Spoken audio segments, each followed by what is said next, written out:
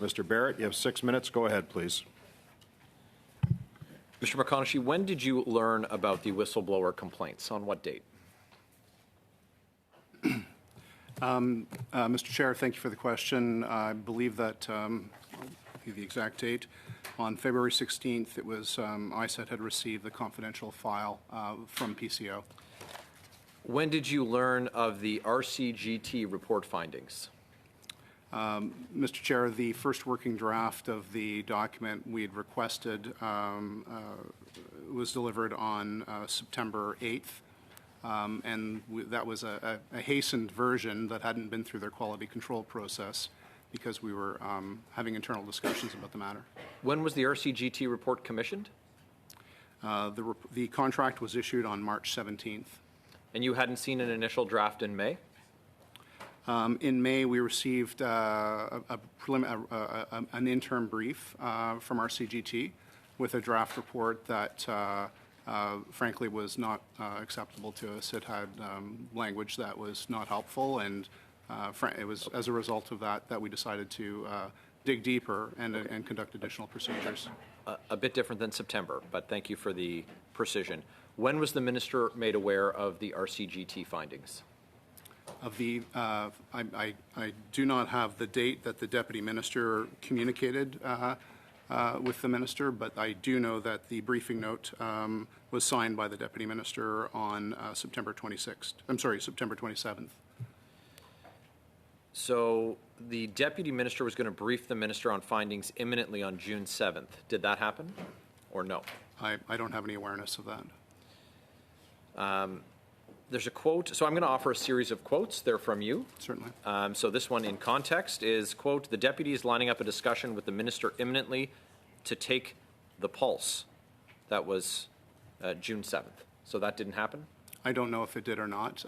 It's possible that that was an action that was being proposed at the time, but I can't speak for the deputy or the minister. I have a quote from you. It says, "It's unlikely that certain members of the board or the entire board and executives are going to be able to continue to serve, like they've kind of lost the confidence. So really, the discussion will be the mechanisms for getting them out." Close quote. Then you said, quote, "The minister is going to flip out when he hears the stuff, and he's going to want an extreme reaction, like shut it all down." Close quote. What changed the minister's mind and gave him confidence in the board?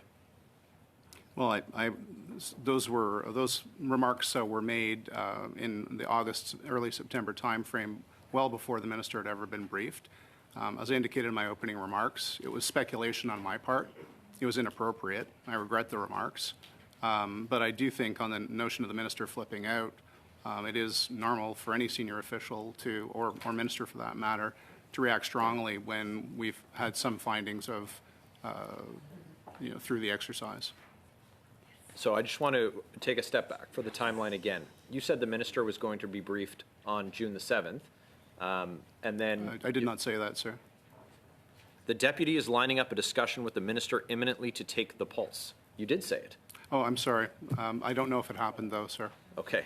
So this is the challenge. Mm-hmm. So if we just stick to what actually happened versus what we would have preferred to have had happened, then that will match up with the recordings that we have, and then we can get to the bottom of this. Did the minister see or get a readout on the Osler report? I don't know if he did or not, sir. Did you? Yes, we were provided a debrief a verbal debrief by the STDC. Was it a whitewash? I don't know. Okay. You said it was. You referred to it as the, quote, Osler whitewash investigation. You went on to say, quote, "They could have done it in a way that exonerated the board and scapegoated Leah," end quote. I expect you were referring to Ms. Lawrence to your left. To your right, my left. Was it the RCGT report that gave him confidence in the board that they need not be fired? Because it found that there was $48 million in suspected wrongdoing. The minister referred to this at committee as a forensic audit. It was, of course, not that. It was a fact-finding exercise, and this is why Canada's Auditor General has launched an investigation. It also found wrongdoing in a sample of only 21 projects, and it said the conflict of interest rules were not followed. Is this what gave confidence to the minister, that readout? I'm sorry, which readout are you referring to? Well, the RCGT report that detailed the wrongdoing and failure to follow the conflict of interest regime. Well, Mr. Chair, our interpretation of the RCGT report is that the findings that were made do not constitute wrongdoing or misconduct. Okay. We had significant discussions internally as to whether or not even these issues would constitute a breach of the contribution agreement. Well, and frankly, it didn't even rise to that standard. Well, sir. it rose to the standard to get Canada's Auditor General's attention. You said it was going to be shut down and everyone would be fired, but instead, nothing was shut down and nobody was fired.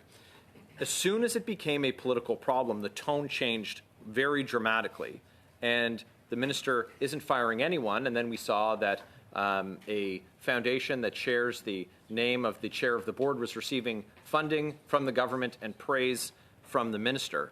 So I'm very curious in what changed the direction, and I have one question for you. Do you believe the whistleblowers? Quick response. Mr. Chair, those remarks that were made were speculative in nature.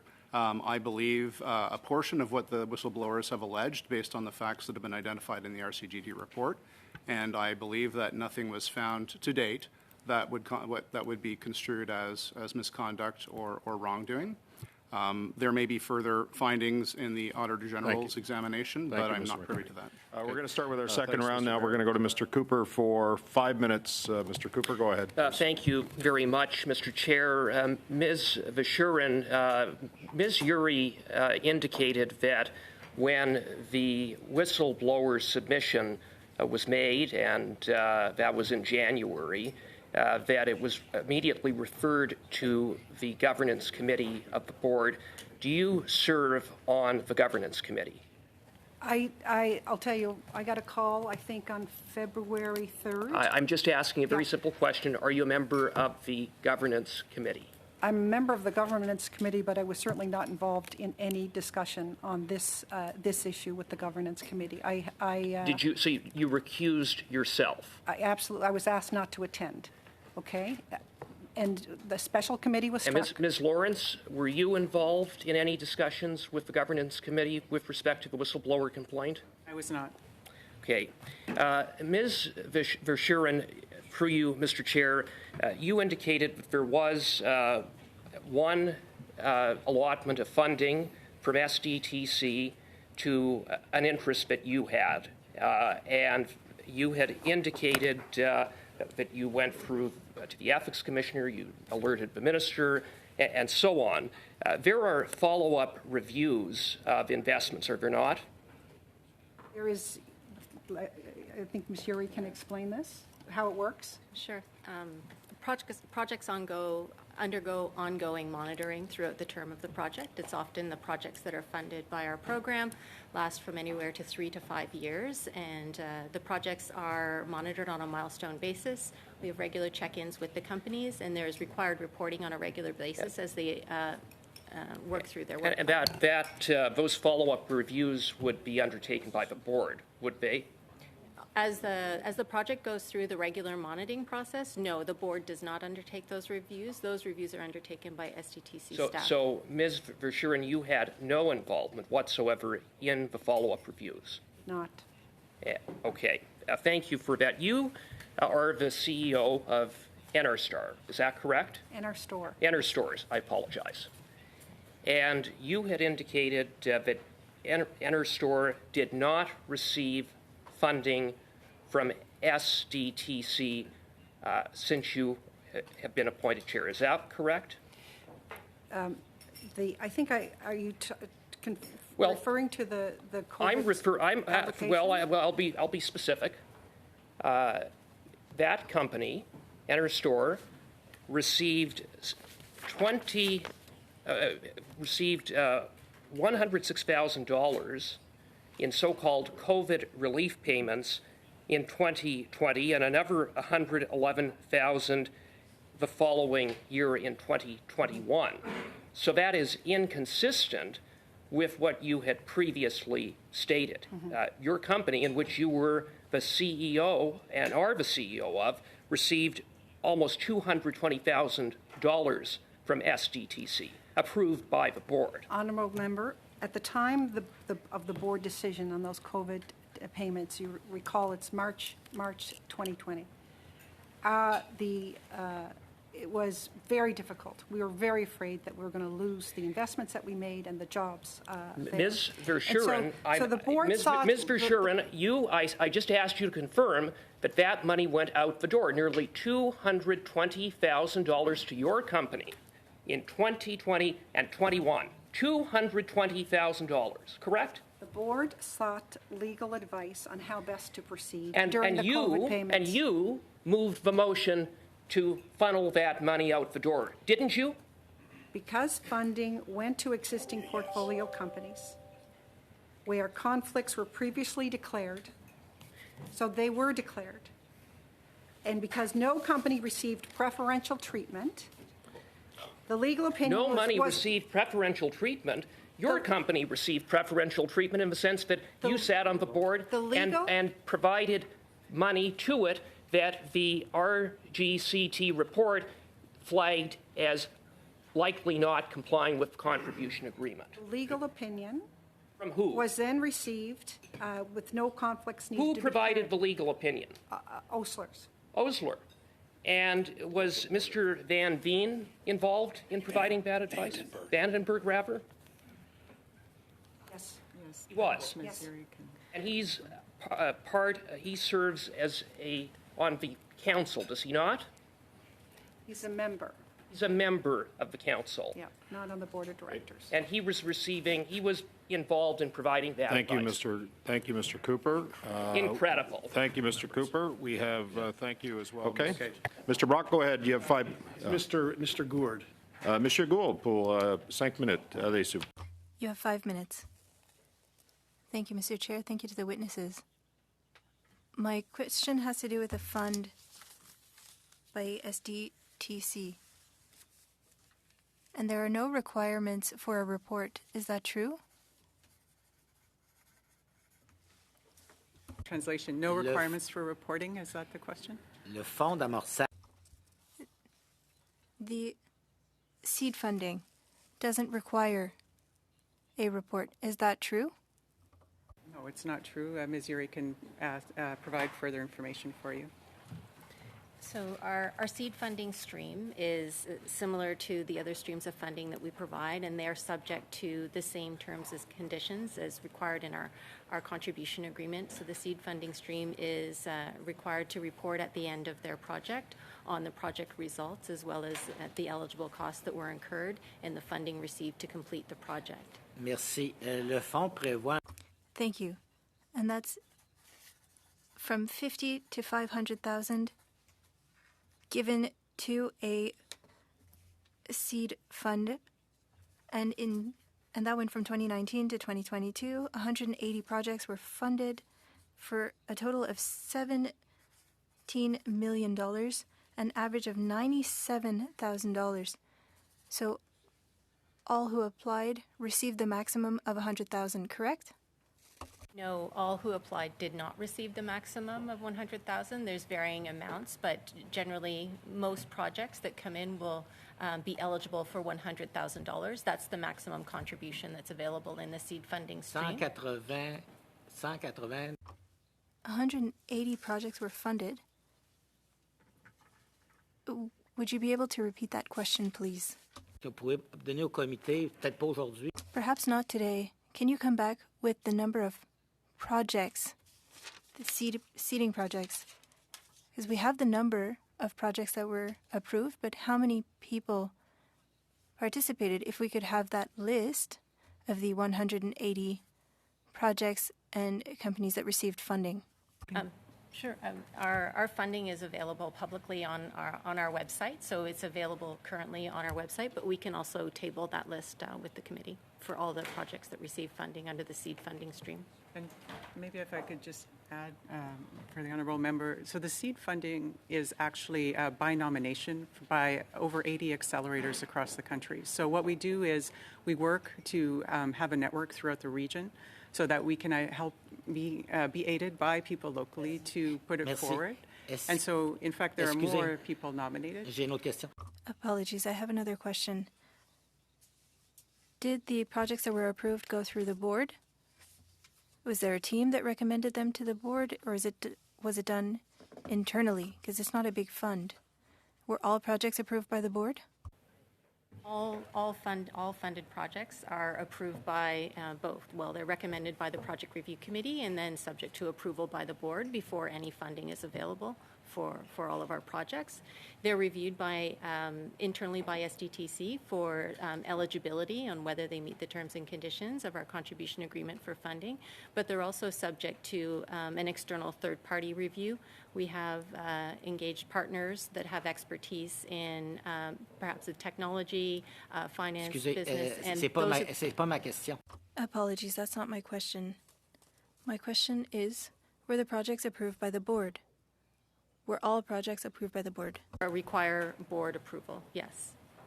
Merci. Est-ce que vous avez pris toutes les précautions nécessaires? Did you take all of the necessary precautions to ensure that there wasn't any nepotism, i.e. that family members of the board could send in their application to that seed funding? Did you take all reasonable measures to ensure that there were no conflicts of interest? So for our seed funding program, there's all projects are subject to the same conflict of interest policy as the rest of the kind of startup and scale-up funding that we provide. So the names of the projects as well as the accelerator partners that they're working with are provided to all board members in advance of a project review committee meeting. Board members are required to make the same conflict of interest declarations, consult the registry of conflicts, and those conflicts are discussed at the meeting, and they're... Merci. Est-ce qu'à votre mémoire, il y a eu... Thank you. Do you remember whether or not there were board members that had to recuse themselves, leave the room for certain projects to be examined for seed funding that could be linked to board family members? So for our seed funding stream, the process for approval is there is a number of projects that are approved together in a grouping, and it's included in our consent agenda, and the consent agenda is how the approval is evidenced. And so individual members with those conflicts, they're identified in the minutes, but they are not removed from the consent agenda On va approval. attendre avec impatience la liste des projets. Okay, let's go. We're going to start with 6 minutes. Mr. Brock, go ahead, please. Thank you, Chair. All right. So I'd like to ask some more questions regarding the lawyer, Mr. Vandenberg, who I understand is a partner at Osler, correct? And Mr. Vandenberg is also on the internal SDTC committee. He's a member, correct? Yes? Yes, and he was largely responsible for creating the legal opinion that your company sought after the whistleblowers made known their complaints. Correct? Yes. Yes? Can I have an answer, please? Yes. Thank you. And it probably brings to new light, I suppose, the comments from your spokesperson, Jan Mary Bannigan, who commented to the CBC that after the investigation began, this is the investigation regarding Grant Thornton, that SDTC brought in legal counsel to conduct an internal review. She declined to say what the results of that review had been, but told CBC last month that it found nothing to substantiate the allegations. And I remark on your comments, Ms. Verschaeren, that in your opening comments or in response to a question, you found the assessment, the report done by one of your own, to be very thorough, probably very objective, right? Which is very interesting because obviously the two of you, Ms. Verschaeren and Ms. Lawrence, I think you really need a refresher on what conflict of interest really means. And quite frankly, Mr. Vandenberg, being a member of the Ontario Bar, certainly has responsibilities as a lawyer to understand what a conflict of interest is. Not actually an actual conflict, which this clearly is, but a perceived conflict. And in fact, he was paid for this report as well. So, to both you, Ms. Lawrence and Ms. Verschaeren, how much was Mr. Vandenberg paid? So If I could correct some assumptions there, Mr. Brock. How much was he paid? First of all, the Osler Ma'am, how much- report- how the much was he Osler- paid? If you would let me finish, please. No, I I'm think there's asking the some question, pertinent facts ma'am. here. Mr. Brock, You've made some Mr. Brock assumptions asked that a are incorrect. question, Ms. Lawrence. If How you much could was answer he his paid? question and then take some time afterwards. I don't have that information. I think Will you what's table, will you important- table the information as to how much he was paid? We can do that, of course. Now, if I could correct some things that Mr. Brock said. Mr. Vandenberg had absolutely nothing to do with the Osler report. As per professional practices in legal situations like these, an independent counsel from Toronto was appointed, and they had no communications as per best practices of the profession. So the assertion that Mr. So Ms. Lawrence, this is Vandenberg my had time. Ms. anything to Lawrence, do this is Lawrence, my you answered his time. question. Ms. Mr. Brock, Ms. you have Lawrence, the floor. Go this ahead. is my time. and mine He is too. a partner at that law firm. There is a conflict of interest procedure and policy in every single law firm. Yes, and it He was should have followed in this case, declined sir. that because they're not the only national firm in Canada. All All I right? They may know have a is good that reputation, but they're not the professional only firm. practices were So followed, I sir. want to know how much Osler was paid for this report. I want to know specifically what time Mr. Vandenberg put into the report.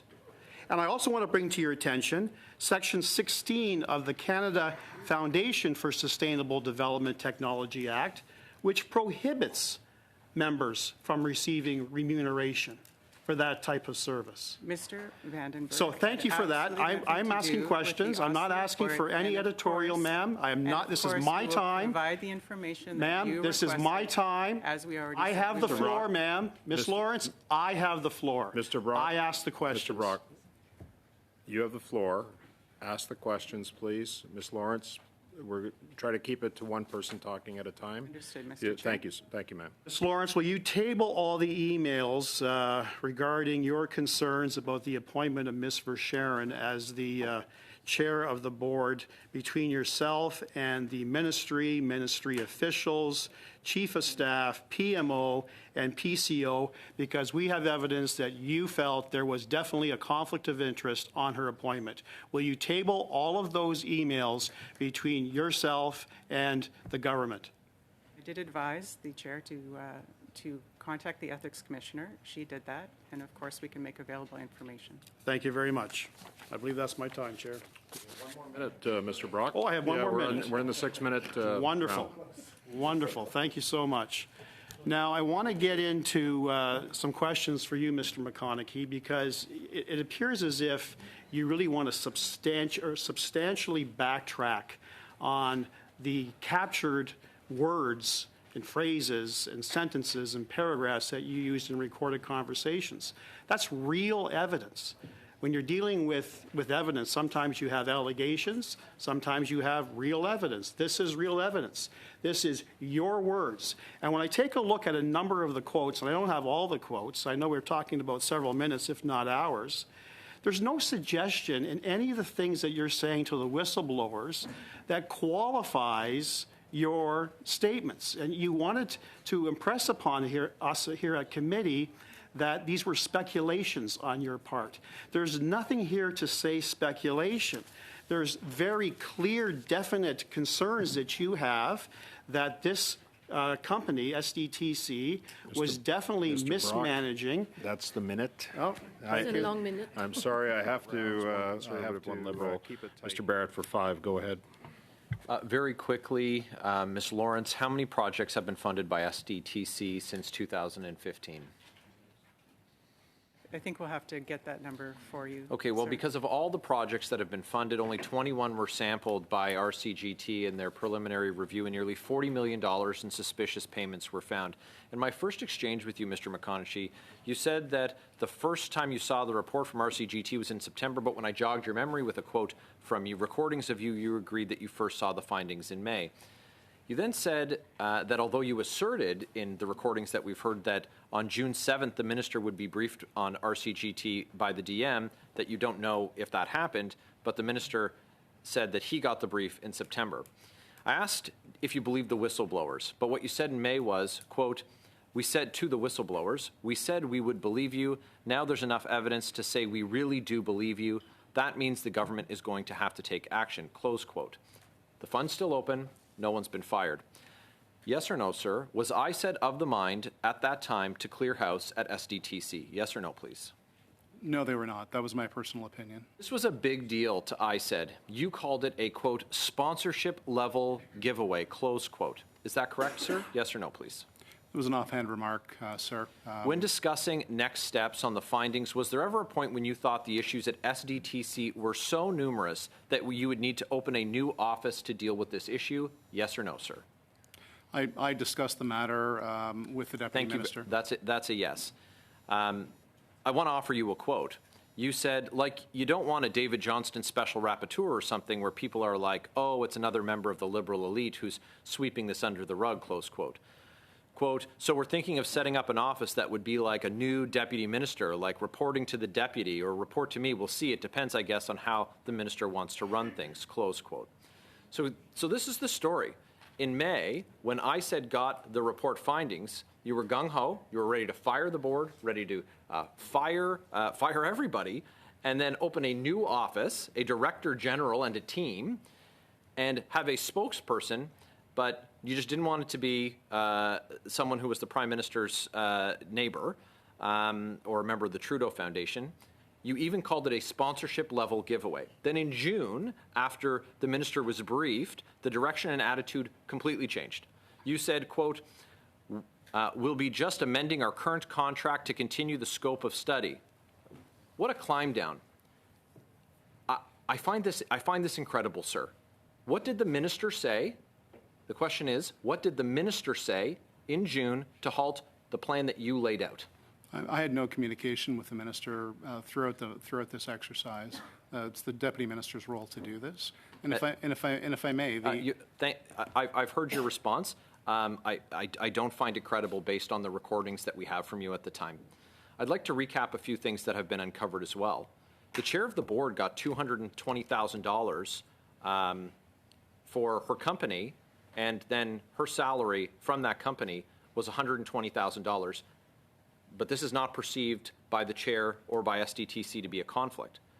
The president got $200,000 from a meeting for her best friend. This is unbelievable. Ms. Lawrence, can you tell the committee how much in bonuses you have received from SDTC since you've started working there? My salary is a matter of public record. It's in our annual report, and it's Bonuses, approved by the please, Board ma'am. of Directors. I don't have that information. We'd have to provide it. But You'll provide it in writing to the committee? It's a matter of public record. It's in our annual reports. How many versions of the RCGT report are there, Mr. McConaughey? it's detailed in the report itself. There's a version control page. I believe it's 4 versions. And did ISED ask for any parts of it to be removed? No. I have to say, it's an incredible story to hear your words today when placed against your words as this has been unfolding. I have about 35 seconds left. I'd like Mr. Brock to take it, please. Ms. Lawrence, Mr. McConaughey is on record saying that ISED confronted you, and you admitted that when Osler did their investigation, it was raised to their attention that they weren't religiously documenting conflict of interest. You went and did the retroactive documentary, documented retroactive declarations that she should have made at the time. She didn't disavow it or anything. The grant report also confirms that this was done on the advice of the corporation's external legal counsel. This is criminality. This is fraud. This is forgery on the Canadian taxpayer. This warrants a police investigation. Thank you, Mr. Brock. This is staggering. Thank you, Mr. Brock. I'm going to give you. I'm going to give you less than a minute, Ms. Lawrence, to respond to that, and then we're going to go over here. Go ahead, please. Quickly, just quickly. Yes, this is factually untrue. This is an error in the report, and it has been noted in the materials that were given to you. Good. Thank you.